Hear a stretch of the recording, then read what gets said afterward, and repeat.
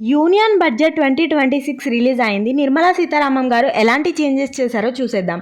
అబ్రాడ్లో studies and trips కోసం plan చేసే వాళ్ళకి ఒక గుడ్ న్యూస్. ఇప్పుడు టీసీఎస్ అనేది 5 or 20% నుంచి 2% వరకు తగ్గిపోయింది. మీరు ఇప్పుడు అబ్రాడ్కి medical, travel or other expenses పంపిస్తున్నట్టయితే ట్యాక్స్ అలొకేషన్ తగ్గుతుంది.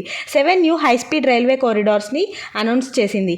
వాటిలో హైదరాబాద్కి కనెక్టివిటీ ఉన్నవి Hyderabad to Pune, Hyderabad to Bengaluru, Hyderabad to Chennai. 17 cancer and 7 rare disease medicines పైన కస్టమ్ డ్యూటీస్ని ఇప్పుడు కంప్లీట్గా రిమూవ్ చేశారు. ఈ మెడిసిన్స్ ఇప్పుడు చాలా తక్కువ ప్రైజెస్కి దొరుకుతాయి.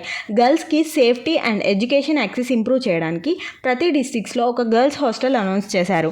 సిగరెట్, కైని, గుట్కా, పాన్ మసాలా, బీడీ లాంటి టొబాకో ప్రొడక్ట్స్ మీద ట్యాక్సెస్ భారీగా పెంచుతున్నారు.